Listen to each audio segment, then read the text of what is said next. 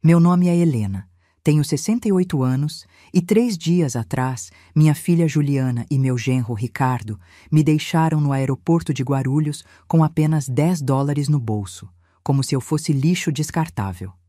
O que eles não sabiam quando me abandonaram naquele saguão gelado, rindo enquanto se afastavam, é que esta senhora de cabelos grisalhos estava 3 passos à frente deles há meses. Quando voltarem para casa, vão descobrir que acabei de executar o golpe final em um plano meticulosamente arquitetado durante 2 anos, e agora o telefone não para de tocar. Já são 32 chamadas perdidas desde ontem. Mas antes de continuar, confira se você já está inscrito no canal e escreva nos comentários. De onde você está assistindo este vídeo? Adoramos saber até onde nossas histórias estão chegando.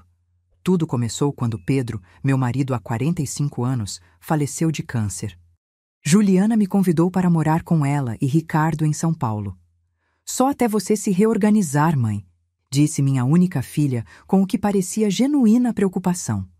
Na época, meu coração dilacerado pela perda aceitou o convite sem questionar.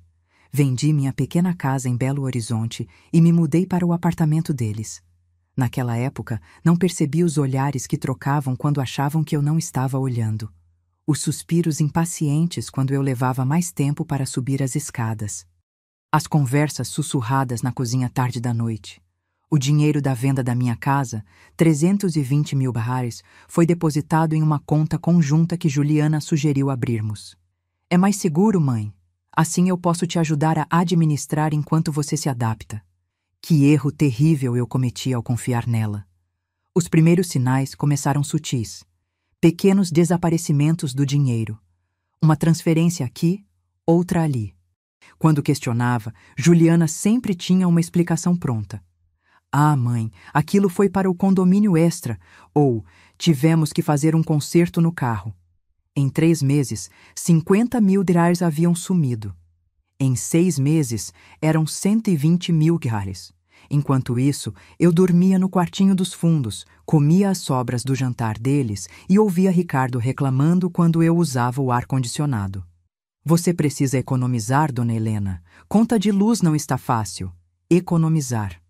Enquanto via minha filha com bolsas novas, Ricardo dirigindo um carro zero e os dois saindo para jantar em restaurantes caros todos os finais de semana. Tudo com o meu dinheiro. A humilhação diária foi se intensificando. Começaram a controlar meus horários, meus passeios, até minhas ligações para as poucas amigas que ainda tentavam manter contato. A mamãe está cansada hoje, Juliana dizia ao telefone, sem sequer perguntar se eu queria falar. Ela liga depois. Eu nunca ligava. Não me permitiam. Então veio a proposta que quebrou meu coração em 1000 pedaços. Mãe, estamos pensando em comprar uma casa na praia, disse Juliana certa noite durante o jantar. Poderíamos usar aquele dinheiro da venda da sua casa como entrada. Meu dinheiro? Perguntei confusa. Mas aquilo é tudo que tenho para o resto da minha vida. Ricardo soltou uma risada.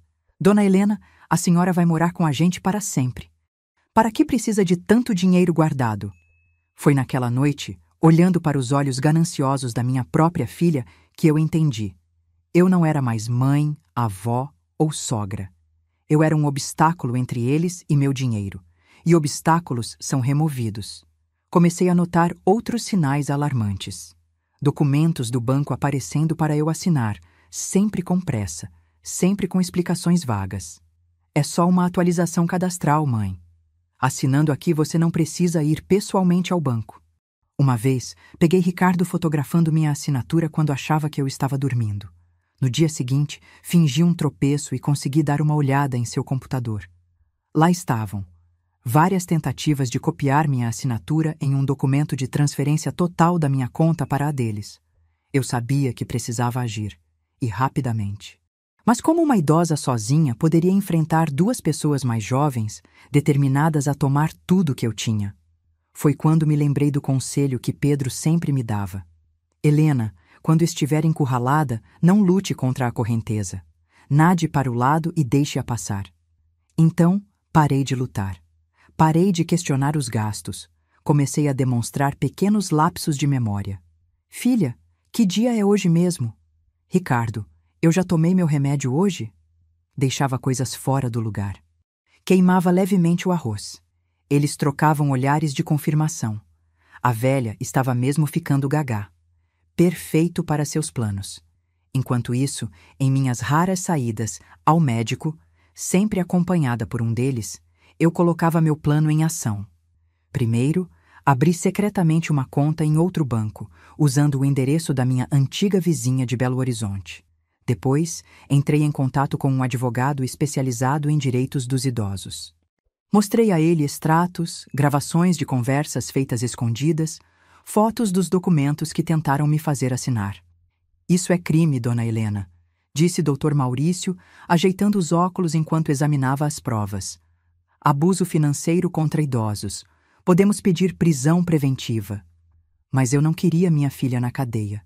Por mais cruel que ela tivesse se tornado, ainda era minha filha. Eu só queria meu dinheiro de volta. E minha liberdade. A última parte do plano foi a mais difícil. Precisei transferir secretamente pequenas quantias para minha nova conta, pouco a pouco, para não levantar suspeitas. Precisei falsificar minha própria desorganização mental para que eles baixassem a guarda. E precisei esperar pelo momento perfeito. Ele chegou semana passada, quando Ricardo mencionou uma viagem a Miami. Preciso fechar um negócio importante lá, disse ele, enquanto Juliana sorria entusiasmada. Vamos levar você junto, mãe. Para conhecer a Flórida. Eu sorri com a ingenuidade deles. Mal sabiam que estavam me entregando em uma bandeja de prata o que eu mais precisava. Acesso a um ambiente internacional onde poderia executar a última fase do meu plano. O dia da viagem chegou. Ricardo carregava as malas com eficiência, enquanto Juliana verificava os passaportes. Eu fingia estar confusa, perguntando repetidamente sobre o destino, como uma senhora idosa genuinamente desorientada. Estamos indo para Miami, mãe. Já te falamos 10 vezes, Juliana respondeu impaciente enquanto fechava a porta do apartamento. Durante todo o trajeto até Guarulhos, observei os dois conversando em voz baixa no banco da frente do carro. Palavras como documentos, transferência final e definitivo chegavam aos meus ouvidos. Eles nem se preocupavam mais em ser discretos. Afinal, a velha estava confusa demais para entender, não é? No aeroporto, o fluxo de pessoas nos separou momentaneamente. Era parte do meu plano. Mãe, fique aqui com as bagagens enquanto vamos verificar o check-in, instruiu Juliana, apontando para os bancos perto da entrada principal. Claro, filha, vou ficar aqui quietinha, respondi, assumindo meu papel de idosa obediente. Assim que se afastaram, tirei rapidamente do bolso um envelope que havia preparado. Dentro dele, uma carta escrita à mão para minha filha, explicando exatamente o que eu sabia e o que havia feito. Coloquei o envelope dentro da bolsa dela, que haviam deixado comigo junto com as malas. 20 minutos depois, retornaram com expressões preocupadas. Ricardo conferiu o relógio várias vezes, enquanto Juliana mordia o lábio inferior, um tique nervoso que tinha desde pequena. Houve um problema com suas passagens, mãe, disse Juliana finalmente. Parece que houve um erro na emissão. Que estranho, respondi, fingindo confusão. Vocês não resolveram tudo online? Sim, mas... Aparentemente seu passaporte está com algum problema. Ricardo interveio, a mentira escorrendo fácil de seus lábios. Vamos ter que deixar você aqui e resolver isso quando voltarmos. Juliana tentou parecer consternada. É só por alguns dias, mãe. Não podemos perder essa oportunidade de negócios. Foi então que Ricardo tirou uma nota de $10 do bolso e colocou em minhas mãos. Isso deve dar para um táxi até em casa. Tem as chaves, não tem? Sim, tenho as chaves, respondi, sentindo o peso daquela nota de $10. Uma ofensa final que eles nem se importavam em disfarçar. Juliana me deu um beijo rápido na testa. Volto em uma semana, mãe. Se cuida. Vi os dois se afastando em direção ao portão de embarque, conversando animadamente. Ricardo chegou a dar uma risadinha, olhando para trás para se certificar de que eu continuava sentada ali, uma idosa abandonada com apenas $10. Esperei até que estivessem completamente fora de vista. Então, lentamente, tirei do bolso meu verdadeiro passaporte, não aquele falsificado que haviam perdido convenientemente. Levantei-me e caminhei para outro terminal, onde uma passagem só de ida para Belo Horizonte me esperava. Enquanto isso, em algum lugar sobre o Atlântico, imaginei o momento exato em que abririam a bolsa e encontrariam meu envelope. Dentro dele, além da carta explicativa, estava um extrato bancário mostrando o saldo zero da conta que deveria conter meus 320 mil. A carta explicava em detalhes como eu havia transferido, durante meses, pequenas quantias para minha nova conta secreta. Como eu havia documentado cada abuso, cada fraude tentada, cada conversa sobre como se livrariam de mim após conseguirem meu dinheiro.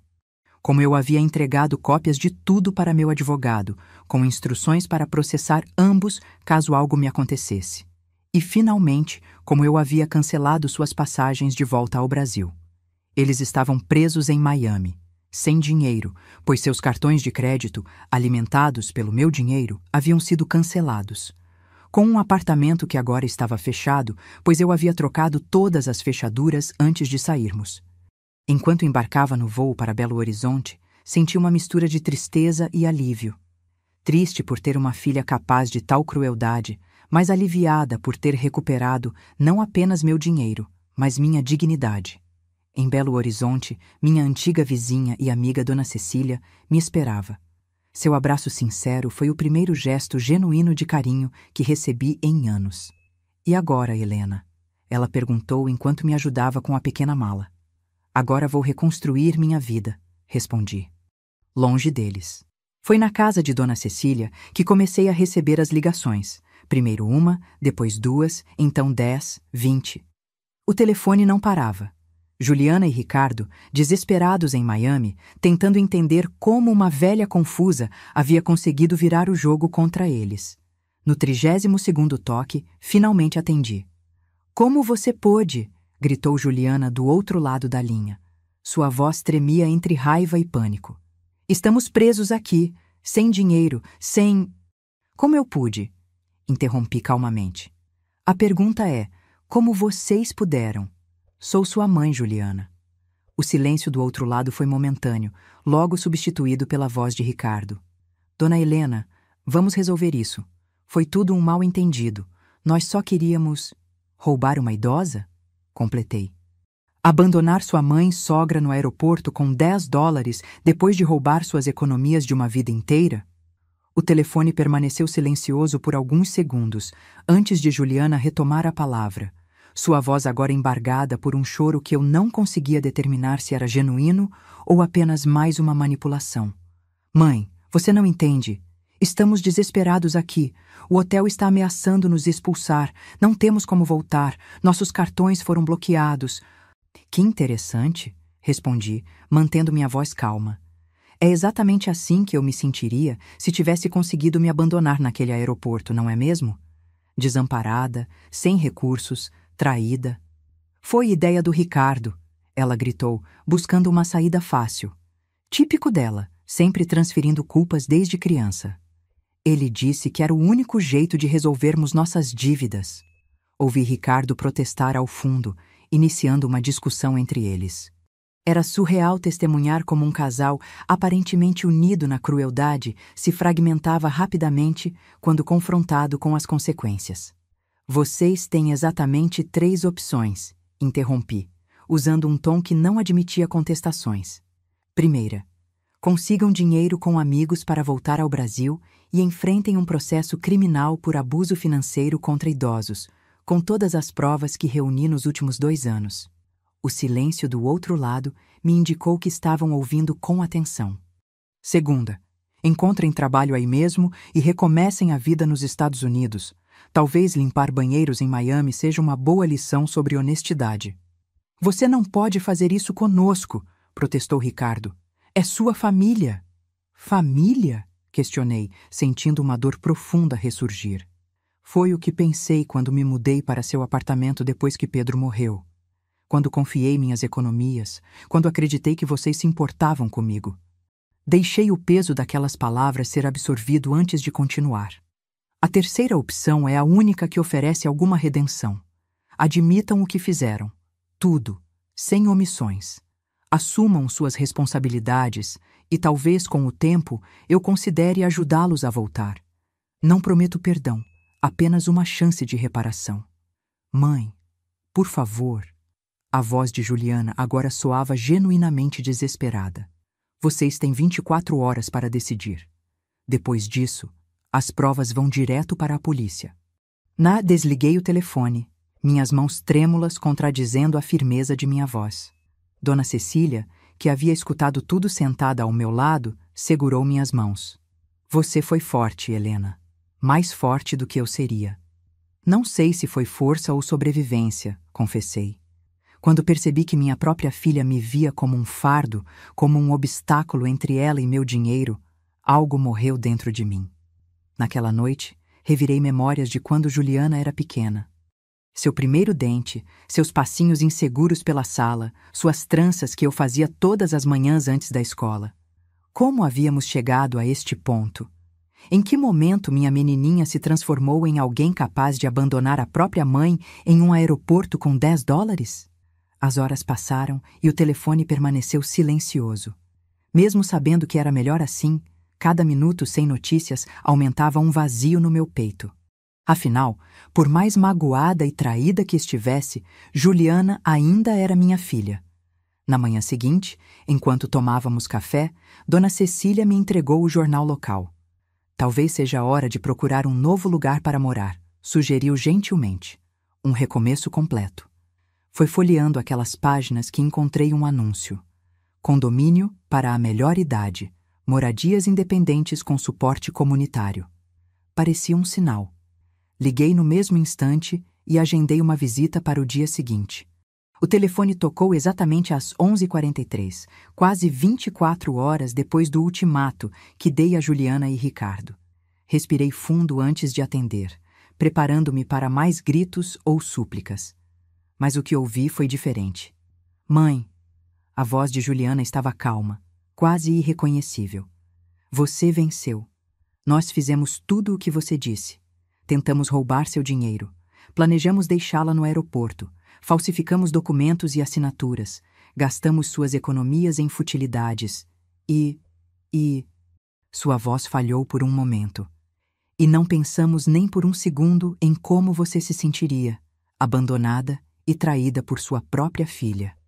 Aquela confissão, embora tivesse sido exigida por mim, atingiu-me com uma força inesperada. Era a confirmação de algo que eu já sabia, mas ouvir aquelas palavras proferidas pela voz da minha filha tornava tudo dolorosamente real. Por que, Juliana? Perguntei, não conseguindo conter a pergunta que me atormentava. O que fiz para merecer isso de você? Houve um longo silêncio, quebrado apenas por sua respiração entrecortada. Não foi nada que você fez, ela respondeu finalmente. Foi o que nos tornamos. Estamos afundados em dívidas há anos, empréstimos, cartões de crédito, financiamentos. Quando você veio morar conosco com aquele dinheiro todo, pareceu uma solução. Uma solução, repeti amargamente. Sua mãe virou uma solução financeira. Eu sei que não há desculpa, ela continuou. E sei que talvez nunca me perdoe. Mas estamos assumindo as consequências agora. Ricardo conseguiu uma passagem de volta através da embaixada. Ele vai voltar para responder pelo que fizemos. E você? Vou ficar. Consegui um emprego de garçonete em um restaurante brasileiro aqui. É pouco, mas o suficiente para sobreviver enquanto tento juntar dinheiro para devolver o que roubamos de você. Aquilo me pegou de surpresa. Não esperava uma atitude responsável vindo dela. Quanto tempo acha que vai levar para devolver 320 mil reais trabalhando como garçonete em Miami? Perguntei, sem conseguir esconder o ceticismo. Anos, muitos anos, mas é o mínimo que posso fazer. Permaneci em silêncio, processando aquela informação. Parte de mim queria acreditar naquela aparente mudança de atitude, enquanto outra parte lembrava-me de quantas vezes fui enganada nos últimos anos. Mãe, não estou pedindo seu perdão agora, ela continuou. Só queria que soubesse que entendo o que fizemos e que, independente de suas decisões daqui para frente, vou tentar consertar meus erros. Quando desliguei, não tinha certeza do que sentir. Alívio, tristeza, esperança. Tudo se misturava em um turbilhão confuso de emoções. E então? Perguntou Dona Cecília, que havia saído da sala para me dar privacidade durante a ligação. Acho que finalmente entenderam, respondi, enxugando uma lágrima teimosa que insistia em cair. Mas só o tempo dirá se é verdade ou apenas mais uma manipulação. Naquela tarde, fui visitar o condomínio para idosos. Era um lugar agradável, com pequenas casas independentes, áreas comuns arborizadas e uma comunidade ativa de pessoas da minha idade. Senti-me imediatamente acolhida. A senhora está sozinha? Perguntou a corretora enquanto me mostrava uma casinha de 2 quartos. Agora estou, respondi, sentindo um peso estranho naquelas palavras. Mas talvez seja melhor assim. Mudei-me para o condomínio Novo Amanhecer 2 semanas depois. Minha pequena casa de 2 quartos era aconchegante e clara, com uma varanda que dava para um jardim bem cuidado. Pela primeira vez em anos, tinha um espaço que era genuinamente meu. Usei parte do dinheiro recuperado para mobiliar o local e deixá-lo com minha cara. Uma poltrona confortável para leitura junto à janela. Uma coleção de plantas que sempre quis cultivar. Porta-retratos com fotos antigas, algumas incluindo Juliana criança, porque apesar de tudo, não conseguia apagar completamente as memórias felizes. Meus dias foram ganhando uma nova rotina, caminhadas matinais com um grupo de vizinhos, aulas de aquarela às terças, tardes de cartas com Dona Cecília, que vinha me visitar regularmente. A vida estava seguindo um curso tranquilo, mesmo com a dor latente da traição familiar. Ricardo voltou ao Brasil conforme prometido. Recebi a notificação oficial quando ele se apresentou às autoridades. Meu advogado, Dr. Maurício, me ligou imediatamente. Dona Helena, Ricardo confessou tudo. Informou, sem esconder a surpresa. Abuso financeiro, falsificação, conspiração para abandono de idoso. Ele está enfrentando as acusações sem contestação. E agora? Perguntei, dividida entre o alívio pela justiça e a tristeza pela situação como um todo. Ele fez um acordo com o Ministério Público. Vai cumprir serviços comunitários, usar tornozeleira eletrônica e devolver integralmente os valores desviados com juros e correção. Mesmo sabendo que já recuperei meu dinheiro? Sim. O valor será doado a uma instituição de amparo a idosos, conforme determinação judicial. Foi ele mesmo quem sugeriu isso. Aquilo me surpreendeu. Parecia haver um genuíno arrependimento que eu não esperava ver. As semanas foram passando, e com elas comecei a receber e-mails de Juliana. No início, eram apenas breves atualizações sobre sua vida em Miami. Como estava se adaptando ao trabalho de garçonete. O pequeno quarto que alugava nos fundos de uma casa de família brasileira. As aulas de inglês que frequentava nas poucas horas livres. Não respondia aos primeiros e-mails.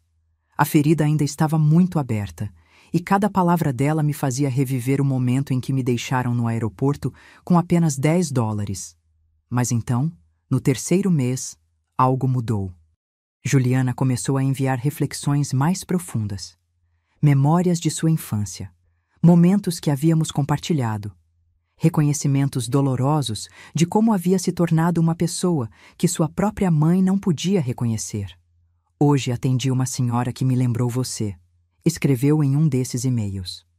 Ela veio sozinha ao restaurante, pediu um prato simples e comeu sem pressa, observando as pessoas ao redor. Quando fui recolher seu prato, ela segurou minha mão por um instante e disse: "Obrigada, querida, com tanta gentileza que me quebrei por dentro. Chorei no banheiro por 20 minutos, lembrando de quantas vezes você me agradeceu por pequenos gestos que eu recebia com impaciência ou desprezo. Como me arrependo de cada momento desperdiçado, cada oportunidade de simplesmente ser sua filha que joguei fora." Foi o primeiro e-mail que respondi. Apenas uma frase. Também sinto falta daquela Juliana. No condomínio Novo Amanhecer, minha vida ganhava novas cores. Literalmente, pois as aulas de aquarela revelaram um talento que eu não sabia possuir. Comecei a pintar cenas do cotidiano. O casal de idosos que caminhava de mãos dadas todas as manhãs, o beija-flor que visitava minhas flores, o pôr do sol visto da minha varanda. Você deveria expor seus trabalhos, sugeriu seu Antônio, um viúvo gentil que organizava os eventos culturais do condomínio. Estamos planejando uma feira de talentos para o mês que vem.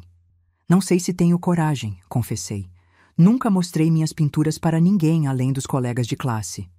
Às vezes precisamos nos empurrar para além do conforto.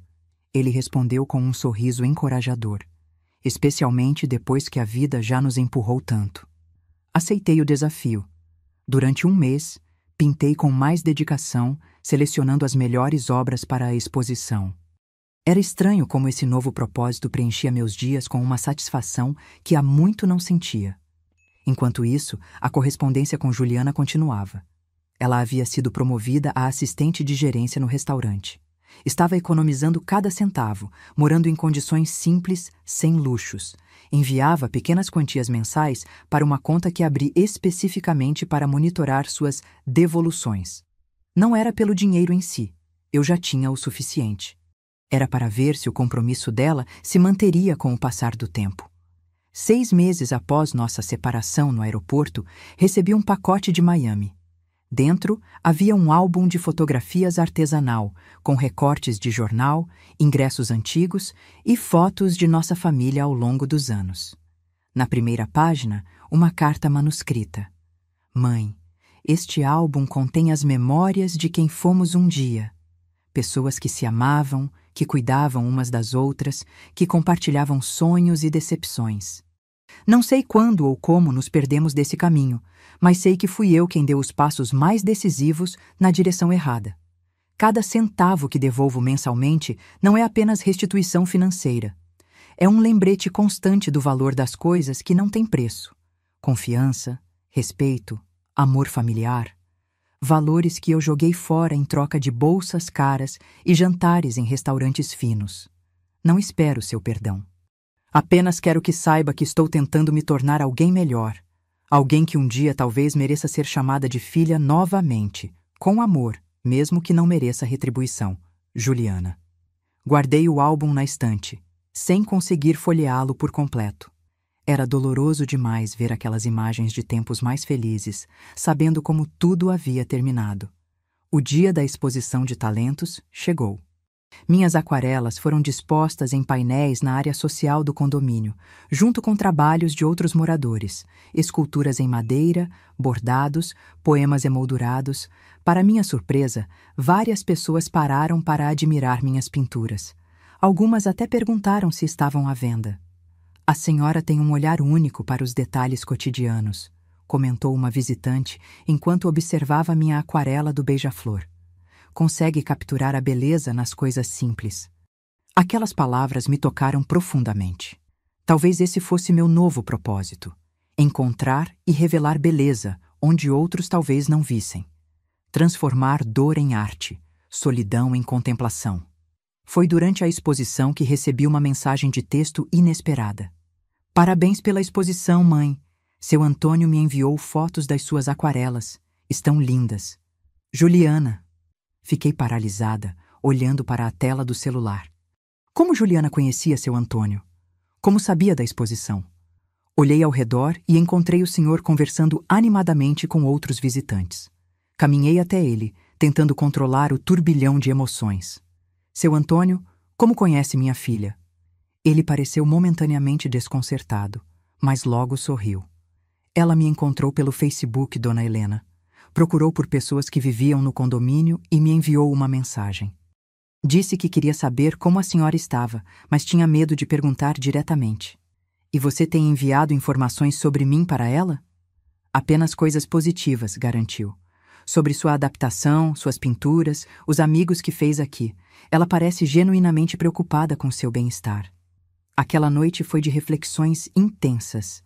Parte de mim sentia-se invadida, como se meu espaço seguro tivesse sido comprometido. Outra parte reconhecia o esforço de Juliana em manter algum tipo de conexão, mesmo à distância. Na manhã seguinte, enviei uma mensagem simples. Obrigada pelo elogio às pinturas. Como vai a vida em Miami? Era um pequeno passo. Não significava perdão, nem esquecimento, mas talvez fosse o início de algo novo. Não a restauração do que havíamos perdido, mas a construção de algo diferente, mas talvez igualmente valioso à sua maneira. Um mês depois daquela troca de mensagens inicial, recebi um e-mail inesperado. Não era de Juliana, mas do restaurante onde ela trabalhava em Miami. Prezada senhora Helena Oliveira, entramos em contato para informar que sua filha, Juliana Oliveira, sofreu um acidente de trabalho ontem. Durante seu turno, ela escorregou na cozinha e quebrou o pulso direito. Está recebendo os cuidados médicos necessários, mas como estrangeira sem seguro adequado, enfrenta dificuldades financeiras e administrativas. Ela nos forneceu seu contato como familiar para notificação, embora tenha hesitado muito em fazê-lo. Acreditamos que seja importante que esteja ciente da situação. Atenciosamente, Carlos Mendonça Gerente, Cantinho Brasileiro Restaurant. Rele aquele e-mail várias vezes, sentindo um aperto no peito que não conseguia ignorar. Por mais magoada que estivesse, a ideia de Juliana sozinha e ferida em um país estrangeiro me perturbava profundamente.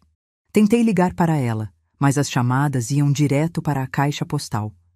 Enviei um e-mail ao restaurante pedindo mais informações e o contato do hospital onde ela estava sendo atendida. Naquela mesma tarde, recebi uma mensagem direta de Juliana. Mãe, não se preocupe. Foi só um pulso quebrado. Estou bem. Não queria que o restaurante te avisasse, mas é política deles notificar familiares. Sinto muito por qualquer preocupação. A mensagem era curta e prática, mas revelava muito nas entrelinhas. Ela não queria me incomodar. Estava sozinha em um país estrangeiro, ferida, provavelmente com dificuldades financeiras devido aos custos médicos, mas seu instinto era não me perturbar com seus problemas. Respondi imediatamente. Juliana, preciso saber em qual hospital você está e que tipo de assistência está recebendo. Por favor, não esconda informações sobre sua saúde de mim. Sua resposta demorou algumas horas. Jackson Memorial Hospital. Já recebi alta. Estou com o pulso engessado e não poderei trabalhar por pelo menos 6 semanas. O gerente disse que guardará minha vaga, mas sem seguro-desemprego ou auxílio-doença, já que minha situação no país é complicada. Entendi o que ela não estava dizendo explicitamente. Estava ilegal nos Estados Unidos, sem rede de proteção social, impossibilitada de trabalhar e com contas médicas para pagar. Liguei para Dr. Maurício naquela mesma noite. Preciso enviar dinheiro para minha filha nos Estados Unidos, expliquei. Ela sofreu um acidente e está em situação difícil. Houve um silêncio do outro lado da linha antes que ele respondesse. Dona Helena, tem certeza? Depois de tudo o que aconteceu? Tenho certeza que ela está sozinha, ferida e sem recursos em um país estrangeiro, respondi firmemente. E apesar de tudo, ainda é minha filha. Entendo, ele disse com um suspiro. Vamos providenciar uma transferência internacional segura. Quanto a senhora pretende enviar? Hesitei por um momento. O suficiente para que ela possa se recuperar adequadamente e retornar ao Brasil se quiser. 50 mil reais. O dinheiro foi transferido no dia seguinte, junto com uma mensagem simples. Para suas despesas médicas e recuperação. Se quiser voltar ao Brasil, há o suficiente para isso também. Juliana respondeu com uma nota de voz, algo que não fazia há anos. Sua voz estava embargada. Mãe, eu não sei o que dizer. Depois de tudo o que fiz a você, ainda se preocupa comigo. Eu não mereço isso. De verdade, não mereço. A sinceridade daquela admissão me atingiu de uma forma que não esperava. Não era manipulação nem vitimização. Era o reconhecimento genuíno de alguém confrontando suas próprias falhas. Não estou fazendo isso porque você merece, respondi honestamente. Estou fazendo porque é o tipo de pessoa que escolho ser. Não quero que o que você e Ricardo fizeram me transforme em alguém amarga e vingativa. Nos dias seguintes, mantivemos contato regular. Juliana me enviava atualizações sobre sua recuperação, fotos do pulso engessado, detalhes sobre os medicamentos e fisioterapia. Gradualmente, nossas conversas começaram a se estender para outros assuntos. Ela me contou sobre a vida em Miami, as pessoas que conheceu, as dificuldades de ser imigrante, as pequenas alegrias que encontrava apesar da situação precária. Contei a ela sobre minhas pinturas, meus novos amigos no condomínio, as aulas de aquarela. Foi durante uma dessas conversas que Juliana fez a pergunta que ambas estávamos evitando. Mãe, você acha que um dia vai conseguir me perdoar? Não respondi de imediato. Era uma pergunta complexa demais para uma resposta rápida. Perdão não é algo que se concede de uma vez só, Juliana, disse finalmente. É um processo. Estou tentando dia após dia. Mas a confiança é algo diferente. Foi completamente destruída e não sei se algum dia será totalmente reconstruída. Eu entendo, ela respondeu. E aceito isso. Só queria que soubesse que mesmo que nunca mais confie em mim, estou comprometida em tentar ser uma pessoa melhor. Não por você ou pelo seu perdão, mas porque finalmente entendi o monstro que me tornei. Aquela conversa abriu uma porta que havia permanecido fechada entre nós. Não era reconciliação total, nem esquecimento do passado, mas um reconhecimento honesto da realidade. Ambas estávamos feridas, ambas estávamos tentando seguir em frente, cada uma à sua maneira. 3 meses se passaram. O pulso de Juliana se curou e ela voltou ao trabalho no restaurante. Continuou enviando pequenas quantias mensalmente, insistindo em devolver o dinheiro que havia me roubado, mesmo que isso levasse décadas. Em uma tarde de domingo, enquanto pintava na varanda, recebi uma ligação inesperada. Helena, é Ricardo. Fiquei momentaneamente sem reação. Desde o incidente no aeroporto, não havíamos trocado uma única palavra diretamente. O que você quer, Ricardo? Pedir desculpas pessoalmente. Ele respondeu, a voz soando estranhamente humilde. Estou cumprindo minha pena. Uso tornozeleira eletrônica, faço serviços comunitários em uma instituição para idosos e tem sido uma experiência transformadora. Transformadora, repeti, incapaz de esconder o ceticismo. Sei que parece clichê, ele continuou, mas cuidar de idosos abandonados por suas famílias, ouvir suas histórias, ver seu sofrimento, me fez enxergar o que estávamos prestes a fazer com você. É imperdoável. Permaneci em silêncio, ouvindo. Não estou pedindo perdão, dona Helena. Sei que não o mereço. Só queria que soubesse que estou genuinamente arrependido e que estou tentando fazer algo para compensar, mesmo sabendo que nunca será suficiente. Por que está me dizendo isso agora? Perguntei. Porque acho que você merece saber que o que fez, nos expor, nos processar, não foi em vão, que pelo menos em mim causou uma verdadeira reflexão. Depois daquela ligação, passei dias pensando sobre perdão, justiça e redenção. Será que pessoas que planejaram algo tão cruel poderiam realmente mudar? Ou era apenas outra manipulação, mais sutil e sofisticada? Decidi que, independentemente da sinceridade deles, meu foco precisava permanecer em minha própria reconstrução.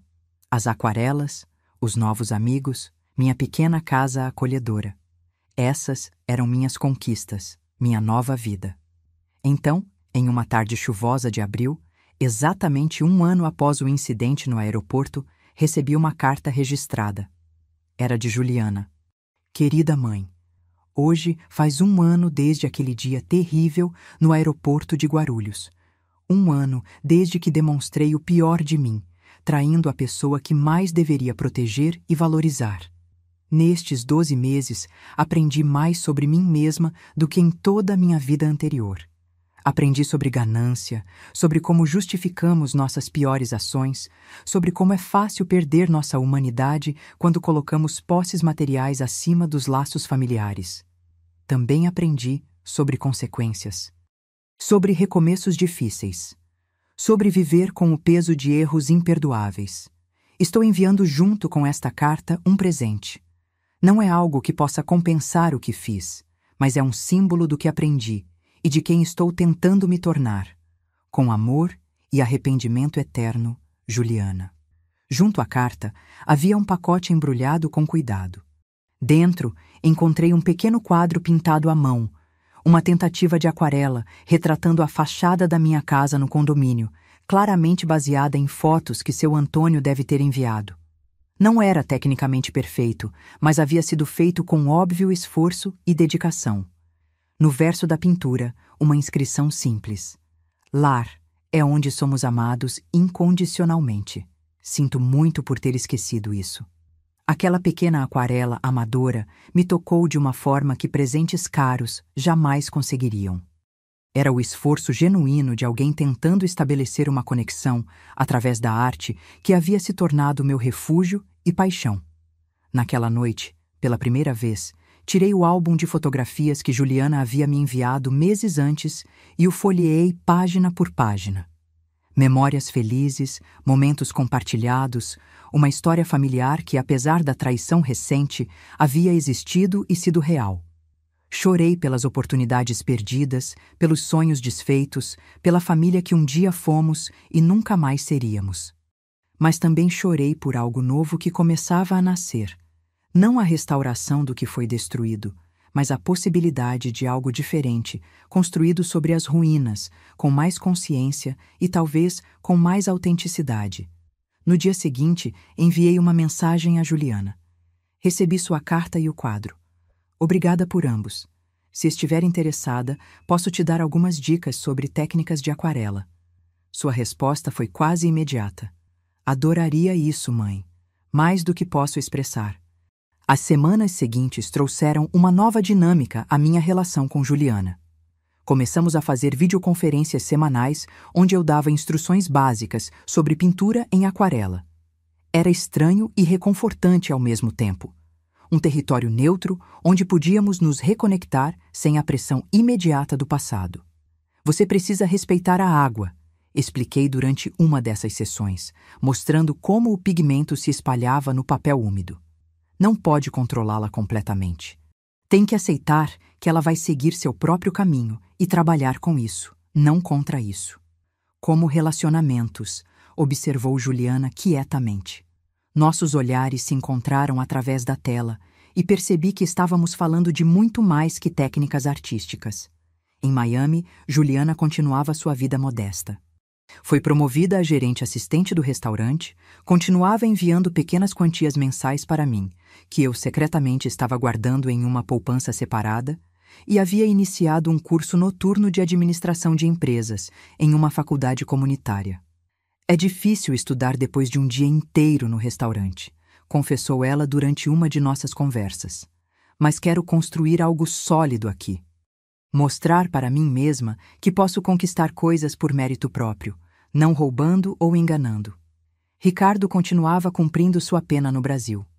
Ocasionalmente, Juliana mencionava ter notícias dele, mas eu não perguntava detalhes, e ela respeitava essa distância que eu mantinha. Em uma tarde quente de agosto, recebi uma ligação de Dr. Maurício. Dona Helena, preciso informá-la que o apartamento de sua filha e Ricardo foi leiloado pela Justiça como parte da indenização ao Fundo de Amparo a Idosos. Entendo, respondi, sentindo um nó na garganta. Por mais justificada que fosse aquela medida, havia algo definitivamente triste em ver o lar da minha filha, um lugar onde eu mesma havia morado, ser tomado dessa forma. Há mais uma coisa, continuou ele. O juiz determinou que sua pensão alimentícia seja suspensa, considerando que a senhora já recuperou seus bens e, como indicado em seu depoimento, não deseja mais punições adicionais à sua filha. Aquilo me surpreendeu. Eu não solicitei isso. Não, mas o juiz levou em consideração sua atitude ao enviar dinheiro para ajudá-la após o acidente, bem como suas declarações sobre buscar uma forma de reconciliação. Ele considerou que manter as punições financeiras não serviria ao propósito de justiça neste caso específico. Quando desliguei, fiquei pensando nas reviravoltas da vida. Um ano atrás, eu havia sido abandonada no aeroporto com $10, traída pelas pessoas que deveriam me amar e proteger. Agora, essas mesmas pessoas enfrentavam as consequências de suas ações, enquanto eu encontrava uma vida nova e inesperadamente satisfatória. Naquela noite, liguei para Juliana e contei sobre a decisão do juiz. É uma notícia boa para você, comentei. Menos uma preocupação financeira. Não muda nada para mim, ela respondeu firmemente. Vou continuar enviando o dinheiro mensalmente. Não é mais uma obrigação legal, mas é uma obrigação moral que assumo voluntariamente. Sua determinação me tocou profundamente. Não precisa fazer isso, filha, disse, usando o termo filha pela primeira vez em nossa conversa depois de tanto tempo. Você está reconstruindo sua vida, precisa desse dinheiro. E você não precisava enviar dinheiro quando quebrei meu pulso, ela argumentou. Ou me ensinar aquarela, ou sequer atender minhas ligações. Algumas coisas fazemos não porque são obrigatórias, mas porque são corretas. Aquelas palavras ficaram comigo por dias. Juliana estava demonstrando, consistentemente, que havia aprendido algo genuíno com toda aquela experiência traumática. Em setembro, fui convidada para expor minhas aquarelas em uma galeria local de Belo Horizonte. Meus trabalhos haviam chamado a atenção durante uma exposição comunitária e agora teria minha primeira mostra individual.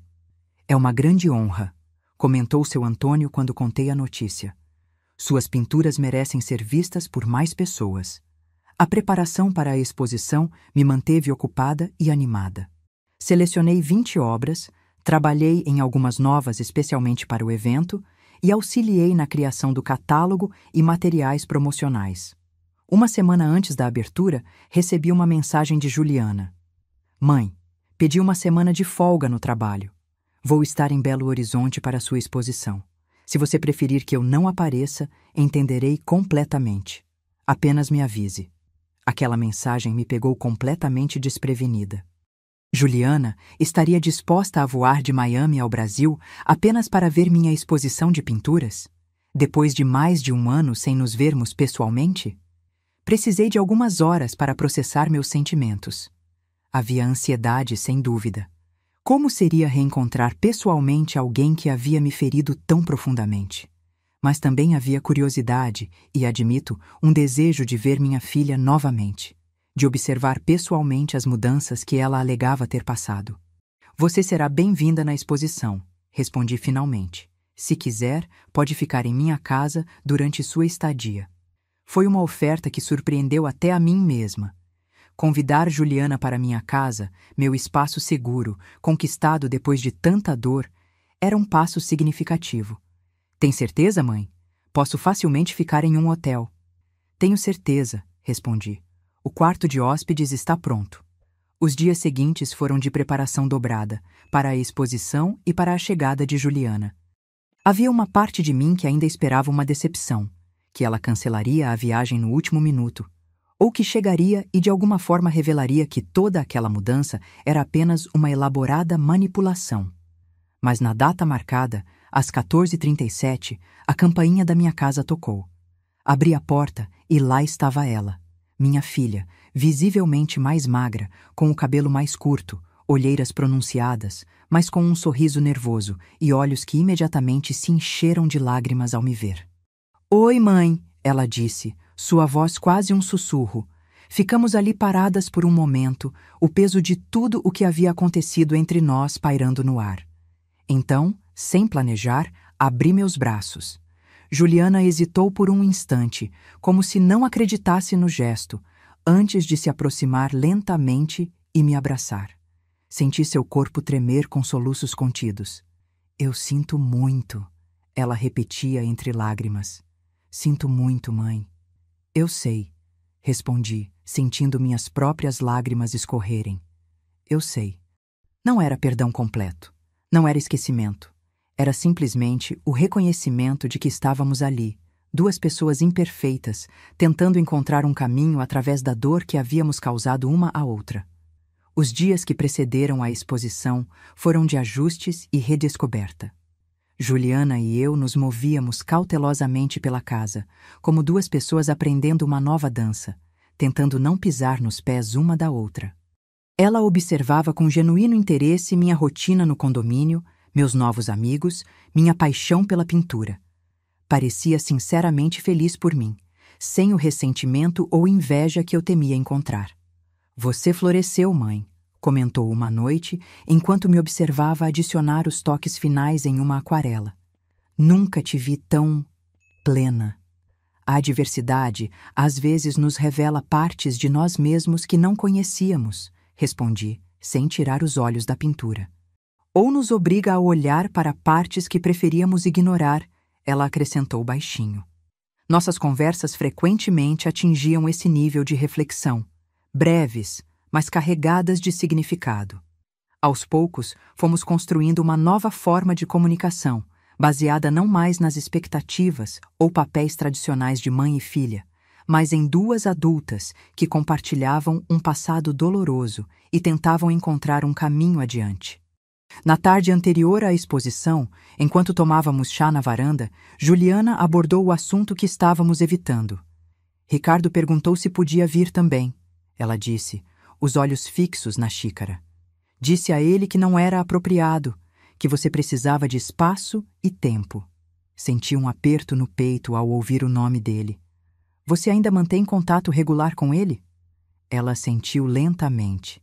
Estamos tentando entender o que aconteceu conosco, como duas pessoas comuns se transformaram naquilo.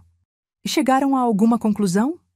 Várias, na verdade, ela respondeu, finalmente me olhando diretamente. Ganância, obviamente, mas também uma espécie de desconexão moral gradual. Cada pequena transgressão tornava a próxima mais fácil. Começou com usar seu cartão para uma compra necessária, depois para um pequeno luxo, e antes que percebêssemos, estávamos justificando planos para te abandonar. A franqueza daquela descrição era perturbadora, mas também estranhamente reconfortante. Não havia mais subterfúgios entre nós. Vocês planejam reatar? Perguntei, surpreendendo a mim mesma com a pergunta direta. Não, ela respondeu sem hesitação. O que fizemos juntos criou um vínculo tóxico entre nós. Cada vez que olho para ele, lembro da pessoa horrível que me tornei. E sei que ele sente o mesmo. A noite da exposição chegou. A pequena galeria no centro de Belo Horizonte estava elegantemente decorada, com minhas 20 aquarelas iluminadas perfeitamente. Amigos do condomínio vieram em peso para me apoiar.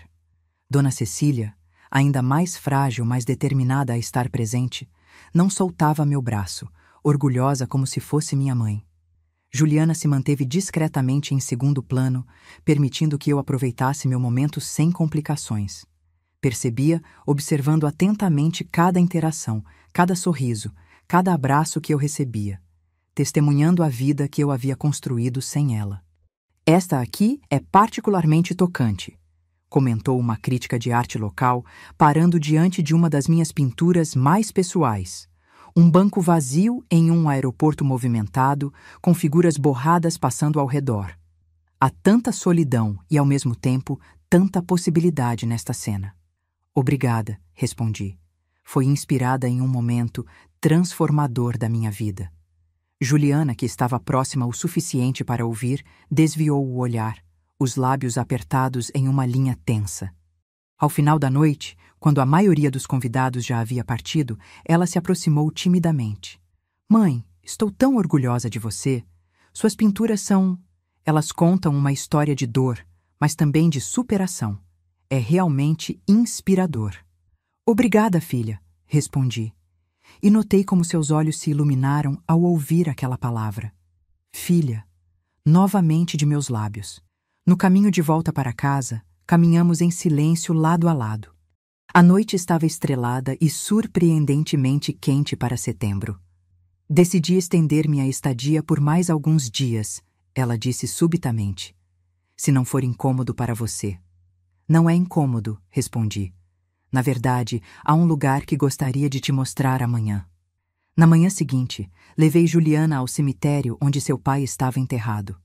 Pedro havia falecido há quase 4 anos, mas esta era a primeira vez que visitávamos seu túmulo juntas desde o funeral.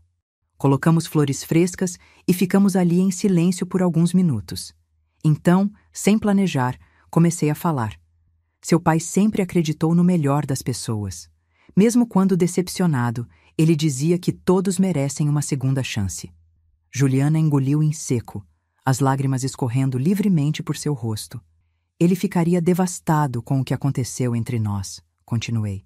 Mas acho que também ficaria orgulhoso de como estamos tentando encontrar um caminho de volta uma para a outra. Você realmente acredita nisso, mãe? Que podemos encontrar um caminho de volta?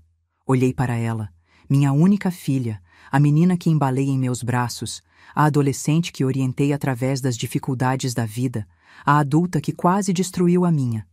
Havia dor ali, sem dúvida. Traumas que talvez nunca cicatrizassem completamente. Mas também havia possibilidade. Não de volta ao que éramos antes, respondi honestamente. Esse caminho está fechado para sempre. Mas talvez possamos encontrar um novo caminho. Um que seja mais verdadeiro, mais consciente. Juliana assentiu, enxugando as lágrimas. É tudo o que posso pedir. Nos dias que se seguiram, estabelecemos uma rotina tranquila. Café da manhã juntas, cada uma seguindo suas atividades durante o dia, jantares onde compartilhávamos histórias e reflexões. Não era a relação mãe-filha tradicional que tínhamos antes. Era algo diferente, mais cauteloso, mas também mais autêntico. Na véspera de sua partida, enquanto arrumava suas poucas malas, Juliana me entregou um envelope. "O que é isso?" perguntei. "Abra." Dentro havia uma passagem aérea para Miami, datada para 3 meses depois. "É apenas uma ideia", ela explicou rapidamente. "Pensei que talvez você gostasse de conhecer Miami, ver onde moro, conhecer o restaurante, mas entendo completamente se for cedo demais ou se simplesmente não quiser." Olhei para aquela passagem, sentindo o peso da oferta. Era um convite não apenas para visitar um lugar, mas para dar um passo significativo em nossa reconstrução. "Vou pensar nisso", prometi, guardando o envelope. Na manhã seguinte, levei Juliana ao aeroporto. A ironia daquele momento não passou despercebida por nenhuma de nós. Mais de um ano atrás, havia sido abandonada naquele mesmo local com apenas $10. "Desta vez estou saindo com seu conhecimento e bênção", ela comentou com um sorriso triste enquanto nos aproximávamos do portão de embarque. "E com muito mais que $10, espero", respondi, tentando aliviar o momento com humor. Seu rosto se contraiu com uma mistura de dor e gratidão pelo momento leve. "Mãe, eu sei", interrompi suavemente. "Também sinto muito pelo que aconteceu. Não pelo que fiz para me proteger, mas por termos chegado àquele ponto." Ela assentiu, entendendo as nuances daquele quase perdão. Nos abraçamos longamente antes que ela passasse pelo controle de segurança. Não era um abraço de total reconciliação, ainda havia muitas cicatrizes entre nós, mas era um abraço genuíno, carregado de esperança e possibilidade. Enquanto a observava se afastar, pensei no incrível caminho que havia percorrido desde aquele dia terrível. Do desespero à determinação, da vítima à sobrevivente, da mãe abandonada à artista reconhecida. E talvez o mais surpreendente, da vingança justificada à possibilidade de perdão. Não era um final perfeito, a vida raramente oferece esses. Era um processo contínuo, com altos e baixos, avanços e recuos. Mas era real, e havia dignidade nele. 3 meses depois, embarquei em um avião para Miami. Não apenas para visitar minha filha, mas para continuar escrevendo nossa história. Uma história de traição e perda, sim, mas também de resiliência, crescimento e a eterna possibilidade de recomeços. Porque às vezes a verdadeira vitória não está em derrotar completamente quem nos feriu, mas em recusar-se a permitir que a mágoa defina quem nos tornamos. Agora, se você gostou dessa história, clica em se inscrever. E me diz nos comentários qual parte te deixou de queixo caído. Ah, e não esqueça de se tornar membro para ter acesso a vídeos exclusivos que não posto aqui. Te espero lá.